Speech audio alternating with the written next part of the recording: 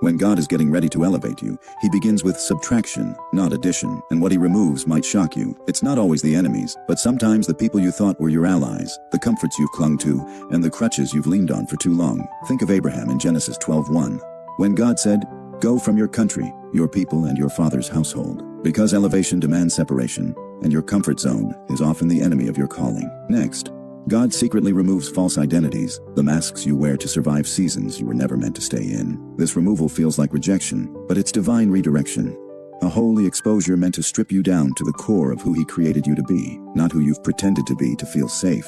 Because who you are at the next level must be authentic, anointed, and aligned. Then comes the pruning of pride. Yes, even the subtle kind. The pride that shows up in control issues, in comparison, in the secret belief that you don't need help. And so God will allow certain plans to fail, certain doors to close, and certain efforts to fall flat, not to punish you, but to humble you before he trusts you with more. Because James 4:6 reminds us that God opposes the proud, but gives grace to the humble. And just when you think you're being punished, he removes silence. Those quiet seasons where you felt like God wasn't speaking weren't punishment, but preparation.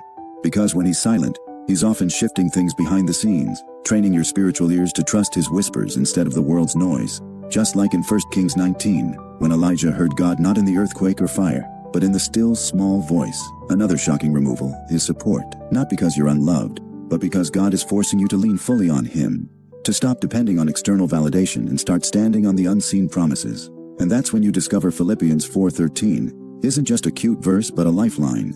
I can do all things through Christ who strengthens me. Lastly, God removes the old mindset, the scarcity mentality, the fear-based thinking, the what if I fail paralysis, because new levels require renewed minds. Romans 12:2 says, be transformed by the renewing of your mind. And that renewal doesn't come through inspiration but through disruption, through the breaking of old thought patterns that have kept you bound, insecure, or small. And this is why everything feels like it's falling apart when in fact, God is putting everything into place.